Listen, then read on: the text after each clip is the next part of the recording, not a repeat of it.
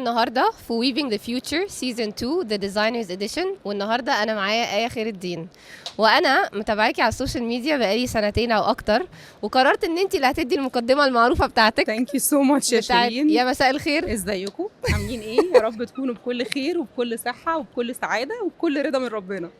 اشهر تقريبا انترودكشن بشوفها واحب اسمعها والله، بحس ان فيها جزء النوع الانساني، ما هي فعلا من القلب، فعشان كده بتوصل. انا حسيتها متاكده ان كل المتابعين بتوعك كمان حاسينها. ثانك يو حبيبتي، ربنا يخليك. ايه، انا عايزه اعرف انت شغلك بيجمع ما بين الموضه والفurniture والستايلينج. قولي لي بقى، انت نرجع للبدايه شويه، امتى عرفتي ان التصميم ده هو طريقك؟ بصي، خليني اخدك بس مش بالترتيب الكرونولوجيكال قوي. انا درست سايكولوجي في الجامعه الامريكيه، ومن ضمن الدراسه بناخد كورسز مختلفه بره الميجر، فخدت كورس ثياتر ديزاين اند لايتنج. قبليها بقى وانا صغيره كنت دايما فارق معايا قوي السيت اب بتاعت اوضتي عامله ازاي، وكان زمان بقى لا في ساند ديفيوزرز ولا الريدز، كنا بنجيب بخور ونولعه ونعمل اباجوره خفيفه. كنت بيفرق معايا قوي المود بتاع الاوضه. لو جاي لنا ضيوف اقول لمامي خليني انا اظبط الدنيا من وانا صغيره. لما دخلت الجامعه حسيت بالامباكت بتاع السايكولوجي، ازاي البني ادم بيتاثر بالناس اللي حواليه وبالمساحات اللي حواليه. مع كورس الثياتر ديزاين اند لايتنج ده حسيت لا قد ايه ان المساحه دي حاجه بتاثر علينا طول حياتنا، مش مجرد مكان احنا قاعدين فيه، ممكن تاثر على هويتنا، على مودنا، على صحتنا. فادركت ان ده الباشن بتاعي. حاولت بعد كده بقى انمي الموهبه دي بدراسات اكاديميه اكتر وتكون ليها باك جراوند علمي، ومن هنا بقى ابتدت الرحله بتاعه ستايل هاوس. طب انا عايزه اعرف، لما بتصممي انت ايه اول حاجه بتيجي الاول بالنسبه لك؟ يعني الشكل ولا الوظيفه؟ بحس ان دي حاجه بتبقى controversial شويه من كل ديزاينر، وهي instinctive، يعني هي مختلفه من كل بروجكت لغيره. لكن انا شايفه ان الفانكشن هو الاساس، هو البيز. حاجه من غير فانكشن هتبقى مجرد شو. شكل من غير وظيفه ملوش لازمه، وظيفه طبعاً من غير شكل حاجه ممله. فهم they have to go hand in hand. لكن لو انا هدي اولويه لحاجه اكتر، اكيد هدي اولويه للفانكشن، لان في الاخر انا عايزه اعمل كرسي. الكرسي ده لازم يتقعد عليه. طب هيتحط في صالون ولا هيتحط في ليفينج روم ولا هيتحط كده از كوزي لاونجينج تشير؟ لازم اعرف الفانكشن بتاعته ايه، وعلى اساسه ببتدي ابني الديزاين. واعتقد يعني انا كمان اوافقك في الراي ده، واعتقد ان هي برضو معظم المجالات بالذات مجالات التصنيع بتبقى واخده حته الفانكشناليتي دي في الاعتبار. بالظبط. وكتير من الديزاينرز بيبقوا نفسهم ان هم يحلموا كده، بس احنا دورنا برضو كمصنعين ان احنا بنفرمل الدنيا ونعيشهم على ارض الواقع. بالظبط، ده حقيقي. معاكي. طيب لما بتشتغلي بقى على قطعه جديده، انا عارفه ان انتي furniture designer، فعاده الالهام بيجيلك منين؟ بصي، احنا interior designers و furniture designers. الالهام ملوش مكان معين بيجي منه، بيجي من وحي كده، ربنا هو اللي بيلهم عليه الواحد. ممكن يجي الالهام ده من سفريه سافرتها، ممكن يجي من فستان شفت ممثله لابساه في فيلم قديم، ممكن يجي من الكلاينت نفسه. لكن اهم حاجه بالنسبه لي لما يجي الانسبيريشن ده، ان انا احاول الينك الكلام ده للعميل اللي عندي، سواء هيعمل قطعه فرنتشر او هيعمل ديزاين في البيت. لازم الانسبيريشن ده يكون مبني على هو عايز ايه. فالديفرنت انسبيريشن الاسبكتس اللي بتيجي من حاجات كتير قوي، لكن اهمهم الفيلينج او الفايبز اللي هحسها من الكلاينت عشان اطلع له الحاجه بتكون بتعكس شخصيته.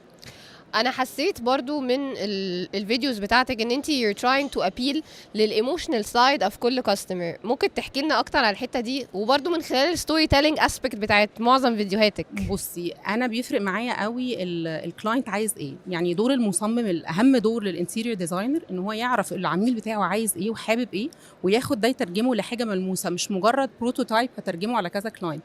فلازم البيس اوف فرنتشر او الانتيريور ديزاين ده، هو مثلا كلاينت بيجي بيقول لي انا بحب الكلاسيك ستايل، دي كلمه واسعه قوي. طب بتحب ايه في الكلاسيك؟ نقعد نبعت له صور، يبعت لي طب حضرتك عاجبك ايه في دي. بنوصل في الاخر كده الفورمولا، يعني بتبقى فيها ترايل اند ايرور، عارفه زي تجارب الكيمستري، لغايه لما نعرف خلاص الكلاينت ده احنا عرفنا عايزين 1 2 3 عشان نقدر نديله السيت اب اللي هيرفلكت البيرسوناليتي بتاعته. فبيبقى مهم جدا، يعني اهم نقطه بالنسبه لي ان احنا ناخد الانبوت من الكلاينت، نمحوره، نفهم هو عايز ايه، ونديله اللي هو عايزه على اكمل وجه. طيب انا اعتقد ان معظم يعني كلاينتس كتيره قوي من خلال تصفحاتها على بنترست والاونلاين وكده، دايما اكيد بيجولك بصور كلها شبه بعضها، كلها طالعه من ترند معين. فانتي بتوازني بقى الحته دي ازاي؟ بصي، دي نقطة مهمة قوي قوي يا شيرين. البنترست والسوشيال ميديا والحاجات دي وسعت المدارك بتاعت الكلاينتس قوي، او العملاء او الناس بصفة عامة، بقوا عارفين يعني ايه جمال، عارفين يعني ايه بيت حلو، عارفين يعني ايه نايس ايستاتكس. لكن في نفس الوقت اديت لهم رونج بيس اوف انفورميشن اللي هي البيرفكت شوت. ان انا عايز الشوت كده. طب ما هو الشوت دي لما انا هعملها عندك انت الانبوت بتاعك ايه كهوم اونر او كبيرسون قاعد في الاوضه دي، ولازم ادي طبعا البرفكشنزم وتبقى كل حاجه لذيذه وحلوه، بس مش معموله بالمسطره زي ما انت ناقلها من البيج اللي انت شفتها او من كده. لا، لازم تكون بتعكس الهويه بتاعتك، بتعكس ستايل بيتك، بتحترم المساحه. يعني احنا بيجي لنا طبعا مواقف وطرائف، يعني بيجي لنا مثلا مساحه صغيره قوي وتلاقي كلاينتس عايزه تعمل فيها يعني ملاهي كارنفال.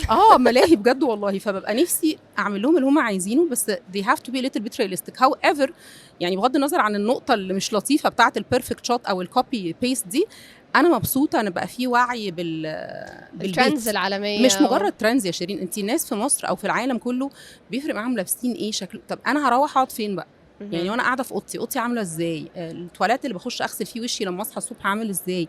المكان اللي هقابل فيه ضيوفي عامل ازاي؟ لازم ده يكون as important as how I appear، فاهمه؟ لا انا حابه برضه اقول للجمهور ان انا لما رحت لك المكتب، انا دخلت مكتبها لقيت اولا ريحه حلوه جدا في المكتب، انت جميله، شموع، اللايتنج بطريقه معينه، ودرجات الحيطه انا عمري ما تخيلت ان حد يختار درجات حيطه. هي جريئه جدا ولكن مديه الشكل للمساحه مش طبيعي، مش مزعج. انت مش حاسه انه مزعج؟ درجه جريش انا عمري ما هنساها والله العظيم. لا انت عشان عينيكي حلوه بس شايفه كل حاجه حلوه، ربنا يخليك. بس فعلا والله اي فيل لايك انت بتهتمي قوي بحته الايموشنال سايد دي بالزبط. مش في الستايلينج والفurniture بس، لكن كمان انت لدرجه الشموع يعني بالزبط. واعتقد ان انتوا كمان بتقدموا حاجات تيرنكي. طبعا بتقدموا كل ما هو يحتاجه ان العميل يفتح الباب وطبعا ويخش يعيش هناخد جوه. من البادنج اللي عندكم ده لازم يعني احنا لما بنيجي نعمل تيرنكي من اول الانستوليشن او الاكسكيوشن لغايه الفurniture، الهوم ستايلينج، الاكسسوارز، الفوليج، الورد، ايا كانت التفاصيل لغايه البادنج بنديه للكلاينت. انا بيفرق معايا قوي يا شيرين ان انا احس باحساس الفurniture. انا لما هقعد في البيت ده هحس بايه؟ انا في حاجه بتميز ستايل هاوس، احنا بنحب نعمل حاجه راقيه شويه. أيوة. حتى لو مودرن بس في حته شياكه كده. وفي كلمه انت برضو بتستخدميها دايما او استخدمتيها معانا شخصيا واحنا قاعدين، كلمه تايمليس. بالظبط، انت شغاله على وات از تايمليس. بالظبط. طب اشرحي لنا اكتر برضو وات از تايمليس تو يو. بصي، الحاجه اللي ما بتتغيرش مع الزمن وما بتبطلش مع الزمن، حتى في الفاشن الشنطه الكلاسيك الشانيل اللي كل الناس بتجيبها من الخمسينات والستينات لغايه دلوقتي، ليه شغاله؟ لان فيها عناصر هاديه ولاينز فاين وروتس. فانا لو جالي كلاينتس، بيجي لنا كلاينتس كتير نيولي ويدز مثلا وعايزين يعملوا حاجات ترندي وكده. طب اوكي هنعمل الترند ده، بس الترند ده بتبقى اكسنت. يعني انا عندي اوتفيت، عندي سوت حطيت عليها براش، هو ده الاكسنت، هي دي الترند. بعد شويه السوت دي اقدر استخدمها اكتر من استخدام.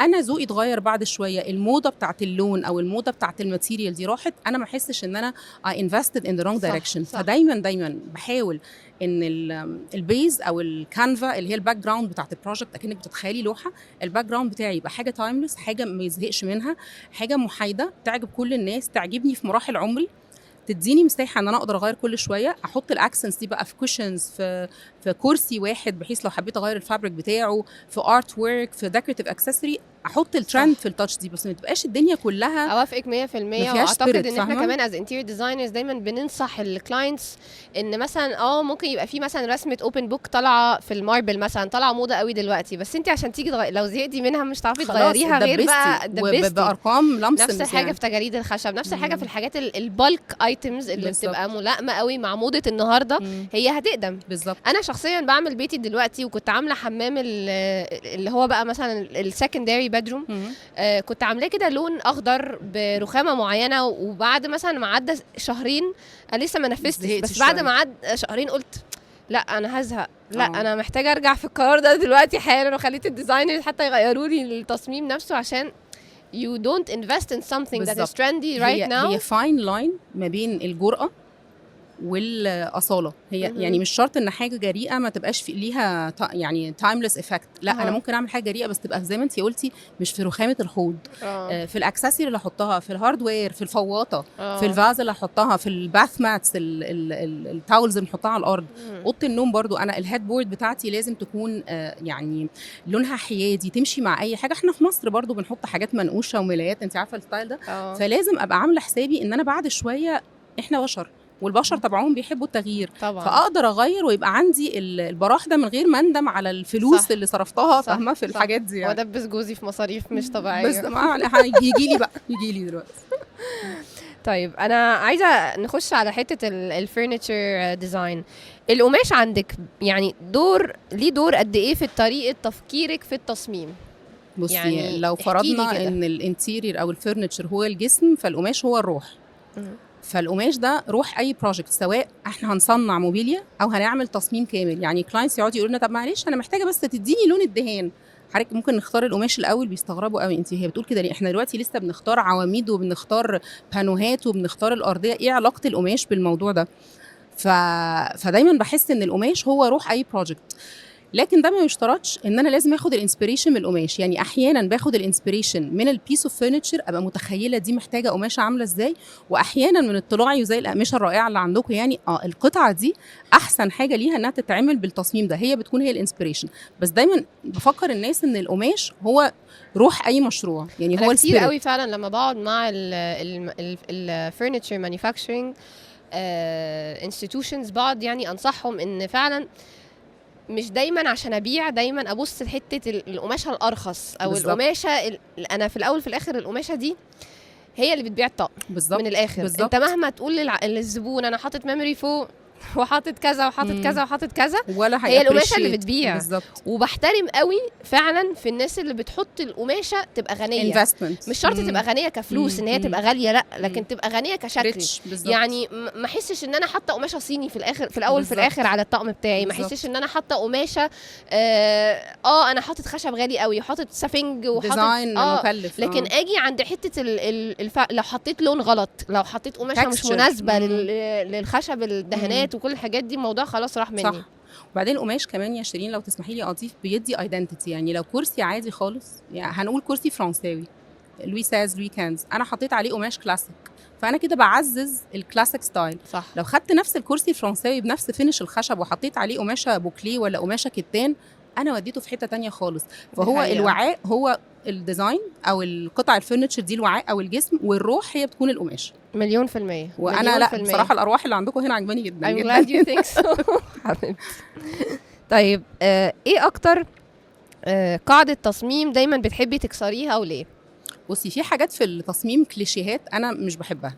اول كليشيه، هو ده كليشيه مش في التصميم، ده كليشيه في مصر، التطقيم، ان كل الحاجات تبقى زي بعض. انا حاطه كنبه وكرسيين ومش عارفه ايه، عامله حاجه لازم يمشي كله نفس الالوان. فدي اول قاعده بحب دايما اكسرها، لان هي بتدي بعد كده غنى وبتدي لغه بصريه، بتحسي في حاجه مختلفه في السبيس.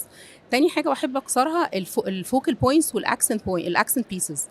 دايما يقولك ان في اي سبيس او اي مساحه تعملي وان فوكال بوينت او وان اكسنت بيس، ما يشترطش. يعني ممكن اعمل اكتر من فوكال بوينت واكتر من اكسنت بيس، بس لازم بحرص. يعني ما اعملش هنا بقى حركه لا، لازم الحاجات دي كلها يكون في تناغم ما بينها ويكون في هارموني. فدول اكتر حاجتين في الرولز بحب اكسرهم، ان ماتشي ان كل حاجه تبقى لاقيه مع بعض. وتاني حاجه ان انا اعتمد على حاجه واحده بس تبقى هي نقطه ارتكاز بصري، سواء في المعمار او الديزاين الانتيرير او في الفرنتشر. لا، انا ممكن احط كرسي حركه وترابيزه حركه يردوا على بعض، اعمل حيطه فيها ديزاين معين ببانوهات والحيطه الثانيه بترد عليها بس مثلا بمرايات. انت لسه حاطه بتاع الحمام وانا قاعده بفكر فيه. انا حمام صغير قوي يا جماعه، حسيتني ان انا داخله حمام 40 متر. طب بذمتك لذيذ؟ لا مش طبيعي. يعني الناس بتقعد تقول لنا على البيج، احنا طبعا الكومنتس مختلفه جدا، ايه ده، ايه العظمه دي، ايه الحلاوه، الحمام ده عرضه 1.10 متر. تمام. فانا هيجي الضيف هيخش هيبرطم جوه، هيبقى زعلان جدا، ايه الناس دي وايه الحمام ده. انا بقى لا، انا عايزه الضيف اللي هيخش لي ده جاست تويلت، فعايزاه يتدلع، يخش يبقى مش عارف بقى يبص فين، ايه ده، ايه الوول بيبر ده، ايه اللايتنج ده. عرفتي تجيبي، انت عامله وول بيبر فيه؟ بالظبط، وول بيبر، وعاملاها بالبانو بتاع سوري الاكسنت بيس بتاعه اللايتنج بالمقابض. يعني لو عايزه اقول لك ان اللايتنج اللي انت شفتيه ده معمول كاستمايزد. يعني احنا حد بتاع نحاس صنع لنا الوحدات الاضاءه عشان تليق مع الوول. عرفيني عليه من فضلك عشان انا محتاجه حد انا بصي، احنا عندنا ناس في مصر يا شيرين بصراحه يعني تريجرز، هيدن جيمز بجد. يعني وده دورنا عامه كديزاينرز، ان احنا برضو يعني نكتشفهم وان احنا نديهم ونعرف الناس بيهم. بالظبط، نديهم وضعهم، هم اللي بنبني بيهم التصميم. وانت عندك اي حاجه انا بحترمها قوي فيكي، ان انت you're vocal about the people you work with. ان انت بتدي كل واحد حقه فعلا. انا لما جيت لك المكتب قلتي لي انا جايبه دي من كده وجايبه من دي من كده، ولما جيتي لي الفرع قلتي لي شيرين انا عايزاكي تتعاملي مع 1 2 3 وعايزاكي تدخلي you're very vocal. فانت انا هقول لك على حاجه، انا بحس يعني انا اصلا موضوع السوشيال ميديا بلاتفورم ده طالع فتره موضه، بس انا فاتحه موضوع الانستجرام ده تقريبا من 2015. فما كانش حد بيعمل كده، وكانت الناس بتستغرب بيشتغلوا معايا، هو حضرتك ليه بتقولي احنا جايبين ده منين، ليه بتقولي عاملين ده يا جماعه. اولا مبدئيا هي الارزاق الارزاق بتاعت ربنا. تاني حاجه، احلى حاجه في الدنيا اما انت تعرفي معلومه وغيرك يستفيد بيها، ففي اكتر من كده بلاجر. فلا طبعا يعني كمان بقى الخساره لما بتلاقي حد صنايعي شاطر ولا حد وما تعرفيش حد بيه، مش حكر يعني. فبحس انها لا مش بتبقى دي لطيفه. حقيقة. بحب ادي بصراحه كل النولج اللي عندي، واكيد ربنا هيكرمني يعني لما اعمل كده، طبعاً، ما ببقاش طبعاً. خبيثه يعني. طبعا it's a circle where it always comes بالظبط back. بالظبط. طب عايزه اسالك سؤال غريب شويه، بس ايه من اغرب المواقف اللي حصلت معاكي مثلا من على السوشيال ميديا او مع كلاينت؟ لا السوشيال ميديا دي مواقف وطرائف يعني. انا لو عديت لك كميه يعني اولا بتلاقي كومنت يعني كومنتس بوست مثلا عليه 400 كومنت، 399 فيري بوزيتيف كومنتس وكومنت واحد. وعايزه اقول لك ان انا مش عارفه من السذاجه ان انا بتاثر بالكومنت. ايه اللي انتوا عاملينه ده؟ واصلا هو ازاي الحوض مكانه هنا؟ واصلا الحوض ده يا حاجه حضرتك عارفه يعني تعالي قيسي وقولي لنا. وعلى فكره انا بحب اسمع يعني، على فكره ممكن تعملوا ده كده، الاحلى كنتوا تدخلوا بحب دي طالما شكرا في بوزيتيف يعني لا بصي كونستراكتيف. مش كونستراكتيف بس كمان في ريسبكت. يعني ممكن تقولي بصراحه ما عجبنيش، دي اتس نوت كونستراكتيف بس اتس ريسبكتفul. لا بلاقي طبعا كومنت وبعدين بيسيبوا بقى الكلام كله للاسف. يعني احنا غصب عننا، احنا المغرب والجزائر بيتكلموا نص اللانجوج فرنش. فانا في بعض الكلام انت الترمينولوجي او المصطلحات اللي بتستخدميها هقولها بانوهات يعني. فيجي لك واحد فرنساوي كرسي بقى الويكندز. طب انا كرسي من الطراز يعني فالناس بقى يا بنتي اتكلمي عربي النبي. والله على فكره حضرتك لو عملت ميوت وشفت الفيديو من غير الاوديو خالص هتفهم انا عايزه اوصل لك انا ايه. بالمناسبه برضو قايله لكل البودكاست جاست عندي يا جماعه من فضلكم اتكلموا عربي عشان الناس عشان انت بتمسك جمله واحده انجليزي وتقول بقى انت اتكلم لغه بلدك ومش عارفه ايه على ومش فكره عارفه ايه.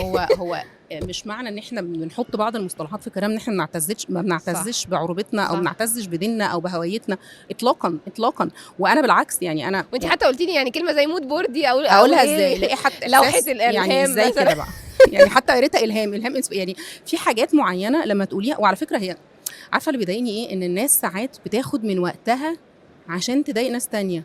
فانا كنت في الاول الشغل بتضايق، بعدين دلوقتي بقيت اقول ايه انا نيتي ايه. انا ممكن اخلص البروجكت وانا خلصت والعميل مبسوط وانا مبسوطه والتيم مبسوط وخلاص هطلع صور وخلاص. لا انا بحب ادخل اشرح عشان لو حد مش هيقدر يبقى عميل عندي ياخد ده يتعلم منه يعمل منه حاجه حلوه في بيته هو يبقى مبسوط انا هتبسط. فبحس ان دي يمكن بتبقى نيجاتيف كومنت شويه بس بتبوش مي اكتر ان انا لا. وبالعكس بقى عايزه اقول لك برد عليهم يعني بصي حضرتك والله احنا انت عارفه عروبتنا دي اهم حاجه فيها ايه؟ الذوق. عارفه لو كنا قلنا الكلام بالذوق. فبعيش في دور مامي شويه واقعد بقى ادي وعظ وكده انا كمان يعني. انت عايشه في دور مامي معايا انت عارفه ما شيرين بصي يعني. مش هنقول سننا احنا مش هنقول كلام غلط هنقول كلام حلو. مصممه ان هي تقول لي انا زي ماما. ما انا اقول لها انت اكبر من ابني بكام سنه يا شيرين بقى؟ ايه 3 سنين. 3 سنين يا مامي بقى خالت. بصي اقل نفسك. حاجه خالتك. بس انا اتجوزت وانا صغيره قوي يعني. انا عشان كده على فكره دي فرقت معايا في الانتيريور ديزاين. يعني انا اتجوزت وانا في الجامعه فكنت بدرس السايكولوجي والثياتر ديزاين وبعمل بيتي. واو. فحسيت ان انا اللي هو محتاجه ابقى بيكاسو. بالظبط لازم ابقى فنان افن في حاجه معينه. ففنانه بقى في الانتيريور ديزاين. لا واضح يا ايه يعني انت بيكاسو من غير والله حاجه. انت جميله يا شيرين ربنا يخليكي حبيبتي. يعني انت فعلا من اهم واشهر ناس في حته الانتيريور ستايلينج. وهي مش السوشيال ميديا خلاص يعني. في ناس تبقى مشهوره على السوشيال ميديا بس ما عندهمش اساس. لا انت يو هاف ذس. وانا ده مش ده قبل اي حاجه ده من فضل ربنا عليا. يعني ربنا لما بيدي لحد نعمه لو ما شكرتيوش عليها هتزول منك. دي اول حاجه. تاني حاجه التيم اللي معايا على مر السنين كلها ربنا كان كريمني قوي قوي بجد يا شيرين والله. يعني ربنا كان كريمني قوي من اول مهندسه اشتغلت معايا لغايه اخر حد اتعمل له الحمد لله. كل الناس باشنت يعني. كل الناس بتتقي ربنا قوي في شغلها بتحط نفسها مكان الكلاينتس. يعني حتى لو الكلاينتس ضغطوا ساعات انت فاهمه بيبقى الواحد بس لا هنعمل الشغل اللي عليه. فالحمد لله اول حاجه فضل ربنا support my family. تاني حاجه تالت حاجه التيم. ودول بصراحه هم الجند المجهول يعني ورا كل اللي انت بتشوفيه. واهم حاجه والله I feel like ان انت to give back برضو زي ما هم they give ان انت to acknowledge this. في ناس كتير طبعًا. قوي الكلمه بس بتبقى جبر خاطر بالنسبه لهم وبتفرق معاهم. طبعا ما انا بقول لك انا كومنت صغير على الفيسبوك ممكن وانا ست كبيره في مقام مامتك كده ممكن يضايقني. انما لو حاجه حلوه بقى لذيذه اتقالت يعني الله بجد والله. يعني الاقي ناس بقى حضرتك والله انا اتبسطت قوي بجد. انا يا بنتي انا بسطتك. فالحاجات دي طبعا بتفرق جدا أكيد يعني طبعا اكيد. طب عايزه ارجع تاني لموضوع انستجرام وبنترست وهو بيأثر على الناس ازاي. لما بيجي لك كلاينت متمسكه قوي برايها وهو ده فعلا اللي هي عايزاه بتوصلي معاها للميدل جراوند ازاي؟ بصي دي نقطه مهمه قوي ودي حته فادتني في السايكولوجي. انت ممكن كلاينتس تبعت لك صور بروجكتس عندنا عجباها بتاعتنا احنا، وتقولي خلاص انا عايزه اعمل ده، طب حضرتك عجبك ايه في ده؟ كله على بعضه. فانا لازم يعني عارفه بيرسوناليتي تيست ان واي اور انذر، بنبتدي نبعت لها حاجات تانية تبص طب ده عاجب حضرتك؟ لا، طب على فكره بقى دي نفس الكنبه اللي في البروجكت اللي حضرتك قلتي عليها. تختبريها بكذا طريقه عشان تعرفي عشان ذوقها. ارسخ عندها هي نفسها، تبقى عارفه انا بحب ايه، انا ايه اللي عاجبني في ده. والله طريقه ذكيه قوي. والله يعني وساعات عايزه اقول لك بيبعتوا حاجه يقول لا على فكره انا ما بحبش ده، والله هو حضرتك بس احنا حطيناه في سيت اب تاني. فدي بتبقى نقطه مهمه جدا، لان ساعات كتير، مش ساعات يعني كتير قوي بيجي لنا كلاينتس مش عارفين هم عايزين ايه. هم شافوا صوره على بنترست، شافوا صوره على سوشيال ميديا، على انستجرام، على الاكونت بتاعنا او بتاع اي حد تاني، عجبهم ايه مثلا ليتس سي الالوان. طب حضرتك بصيتي على الترابيزه لا الترابيزه وحشه قوي، طب لا الكنبه مش، لا هو لون الدهان هيتعمل كده، طب حضرتك عايزه ايه؟ فلازم نبتدي نعرض عليهم اكتر من فورمات للحاجات اللي هم بعتوها لنا، عشان هم نفسهم يبقوا عارفين ايه الستايل بتاعهم، وعشان احنا نقدر نوصل لهم. لان انا في الاخر مش هنجم يعني، او ما اقدرش احط كمان ذوقي انا عند الكلاينت، عيب يعني. انا دوري ان انا افهم العميل واعمله اللي هو عايزه صح بشكل حلو، فاهمه؟ فلازم اسمع منه كويس قوي قوي قوي، وبعدين اديله بقى في الاخر الاوتبوت اللي هو يبقى مبسوط بيه. طب بتحسي ان كام في المية مثلا من العملاء جايين سايبين نفسهم ليكي تماما يعني انا عايزاكي تعملي لي اكنك بتعملي بيتك، وكام في المية جايين متمسكين برايهم وعندهم مثلا مود بورد هم عاملينها من قبل ما يجوا؟ لا نسبه قليله قوي اللي بيجوا عندهم مود بورد وعارفين هم عايزين ايه. أوكي. يعني عشان اكون اونست معاكي let's say 30 to 40%. اوكي. وعايزه اقول لك الناس اللي بتيجي تقول انا بحب ذوقكم وانتوا وروني، فاحنا ما اقدرش اوريها ذوقي بس، انا بوريها اكتر من ستايل، حاجه كونتمبري، حاجه تراديشنال، حاجه ترانزيشنال. الكلاينتس اللي بيبقوا ليد باك كده وريلاكست وحاطين فيكي ثقه، وانت هتفهمي انا قصدي ايه، انت بتبقي عايزه تديهم احسن ما عندك، لان انت بتبقي خايفه بالظبط تديسابوينت ذم وتلت ذم داون. فاي كلاينت بيجي والله العظيم دي نصيحه للمجتمع كله، لما الواحد بيبقى سهل ربنا بيسهل الدنيا. الكلاينتس اللي بتبقى بسيطه يعني هي عارفه هي عايزه ايه، او على فكره حتى لو محتاجه اوبشنز كتير انا ما عنديش مشكله، بس طب حضرتك رايك ايه؟ طب انا رايي ده كذا وده كذا وده كذا، طب خلاص اوكي اللي انت شايفاه. طب دي بقى بيطلع دايما حاجتهم احلى حاجه، لان انا ببقى خايفه هي حاطه فيها ثقه، وانا لازم ابقى متاكده ان انا الدايجنوسز اللي عملتها لذوقها مظبوطه، فببقى حريصه يمكن 10 اضعاف لو كلاينت عارف هو عايز ايه، لان ده ذوق حضرتك. يعني لما بتجيلي بقى حاجه زي كده بيطلع دايما بروجكت مبهر. في بقى ساعات مواقف برضه بتبقى غريبه قوي، كلاينتس بتيجي يا شيرين وبنعرض عليها حاجات، وبعد ما بنعرضها لا انا عايز ده، طيب تمام ده بقى ممكن نعمل، لا انا عايزه كده، طب لا كده، وبعد ما لا على فكره هو مش عاجبني، انا اعمل ايه؟ طب حضرتك حابب ايه؟ لا ما هو طلع وحش، طب ما احنا قلنا لحضرتك 7000 اوبشن، طيب خلاص خلينا نعمل 7000 واحد مفيش مشكله. دي اللي بتبقى ايه يعني، بصي انت بتروحي للدكتور بتقولي له السيمبتومز بتاعتك كلها، وتقولي لي انهي ادويه بتتعبك، ولو تعبتي من دواء بتروحي تقولي له، بس ما ينفعش في الاخر انت اللي تدي الروشته. يعني انت في الاخر بتروحي المختص هو اللي انالايز الحاله. أيوة. ويديكي دايجنوسيس والتريتمنت. فكل ما الكلاينت والله انا فعلا مقتنعه جدا بده، ادي العيش لخبازه الاول، طبعا يعملوا ريسيرش كويس قوي قوي قبل ما يروحوا لاي مكان. بتفكريني مامتي كل ما نروح للدكتور الدكتور يكتب لي على ادويه، لما اتعب تقول له لا بس انا شايفه ان هي ما انا لا ده انا كلنا كده، احنا كلنا امهات خريجين طب، يعني اي ام بحس الدكتور عايز يقول لها طب انت جيتي لي ليه؟ لا احنا عندنا بصي يا شيرين، بعد انت ان شاء الله ربنا يكرمك الامومه فجاه بتحسي نفسك شغاله في الحسين الجامعي، يعني شغاله ممرضه او دكتوره ومعاكي كل الخبرات، ولا بصي شربيه كذا اكليه كذا، فلا مامي ما تكلميهاش، بس انت لوحدك لما تروحي للدكتور تسيبيه هو يخطأ اللي مامتك تقوله، هو ده اللي صح وده اللي هيعليك على فكره. صح الامومه عندك عاليه قوي قوي. طيب قولي لي ايه مصنعين زينا how can we help you في شغلك، وايه اللي نقدر نقدمه وايه اللي يريحكم بحيث ان انت تبقى السلسله دايما دايره؟ يعني اديني برضو التشالنجز اللي بتواجهك في القماش عشان ابقى برضو عندي وعي واقدر اساعدك وارد عليكي في الحته دي. بصي هو مش في فيلد القماش بس، في كل الفيلدز لازم يكون في كونسيستنسي، لازم طبعاً. كل حاجه تكون زي ما هي، كل مره بعمل اوردر بالقماشه دي بلاقيها بالخامه دي بالتخانه دي باللون ده بالتون ده بالجون ده بكل حاجه فيها اون. اعتقد ان في ناس كتيره بتعاني من موضوع اللون ده. انا متفهمه ان في يعني متطلبات للصناعه ممكن تاثر على ده، بس انا ما عنديش مشكله، احنا في الاخر احنا بشر، فانا لو طلبت من حضرتك اوردر بالالوان دي وبعدين ابعت لي سامبل قول لي على فكره ده الابديتد، تاني حاجه الاباندنسي اوف ماتيريال، لازم يكون عندك زي ما احنا اتفقنا ان انا اواكب الترند، لازم يكون عندي حاجات ترندي، ولازم يكون عندي كمان حاجات بيسكس، حاجات اللي هي زي ما احنا قلنا التايمليس اللي اقدر اشكلها واطوعها واحط عليها الاليمنتس دي. فقلنا يبقى قلنا اول حاجه الكونسيستنسي، طبعا الفرايتيز، الفلكسبيليتي بقى. يعني في ساعات اماكن تقول لك كاستمايزيشن تقصدي؟ يعني انا بيبقى مثلا كلاينت جاي عايز دي بس عايز يغير حاجه فيها، طب خساره الحاجه معموله في مصر وانا عندي النو هاو، ليه ما اعملش كده؟ وعلى فكره انت ممكن الحاجه اللي عاملاها كاستمايزيشن مع كلاينت او في بروجكت انت شغاله فيه، ليتس سي في حاجه هوسبيتاليتي او اوتيل، تاخدي نفس القماشه دي تعملي بيها كاستمر سيرفيس تانية وناس تانية يتبسطوا بيها. فدي الاليمنتس اللي بحسها هتفرق قوي معانا في الفيلد بتاعنا يعني. وعايزه اقول لك ان جزء كبير قوي من شغلانتنا هي الشفافيه. ان انا لو هديسكونتينيو منتج لازم ابلغ. لو في لوت جديد، لوت ده اللي هي كل حله صباغه بتنزل بيبقى فيه اختلاف لون تقريبا بلس ماينس 5%.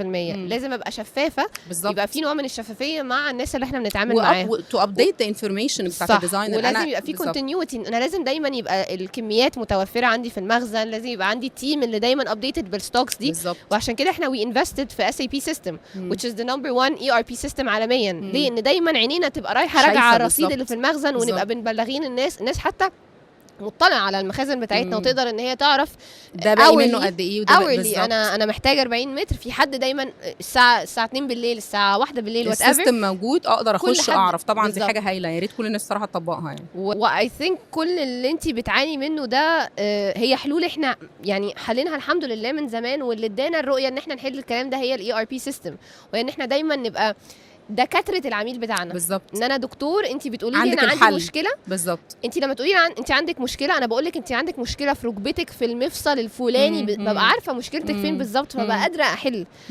اعتقد ان ممكن يكون غيرنا هو مش فاهم البين دي. لا هم يمكن الناس التانية اعتقد بيستنوا لما الايشو تحصل and then they take corrective actions. لا هو انا لازم ابقى عامله الاول اجراءاتي الاحترازيه وده يعني. الفرق بقى ما بين سنين بالزبط. خبره في السوق، ان احنا برضو بقالنا تقريبا 40 سنه في السوق، يعني 37 actually ما شاء الله. لا والجنريشن الجديد ده يعني لهم بصمه برضو، ده اهم حاجه بصراحه. ربنا يخليكي. وهي خبره السنين دي هي اللي ادتنا الوعي بكل المشاكل اللي حصلت دي، بس من زمان بقى يعني تعديناها من زمان، والحمد لله احنا we don't fall in same pitfall يعني. الحمد لله. يا رب دايما بالتوفيق يا شيرين يا رب. ربنا يخليكي يا جميل.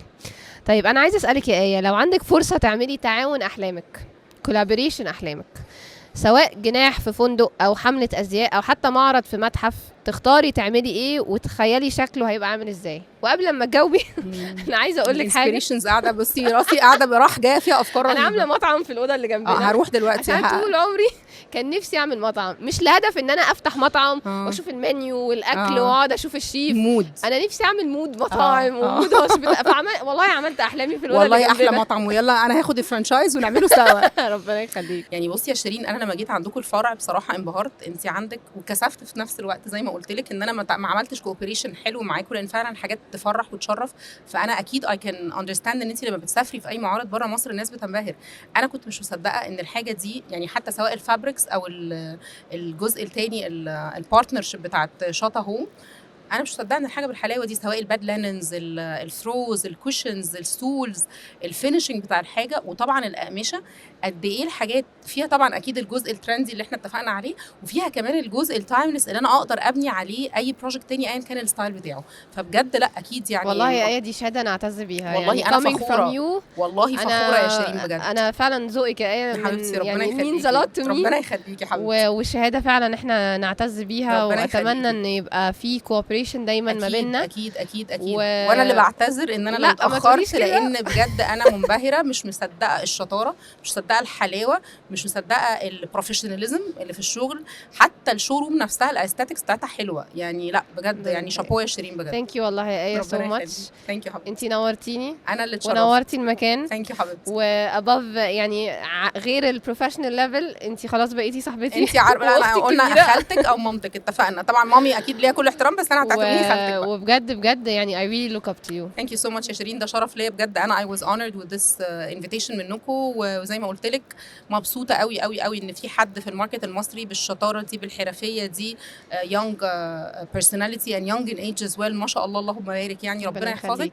and ان شاء الله I hope all the best is yet to come ليكوا كشطة وليكي انت on the personal level. حبيبه قلبي، ربنا يخليك. ربنا يخليكي ثانك يو سو Thank you ماتش so يا much يا رنا.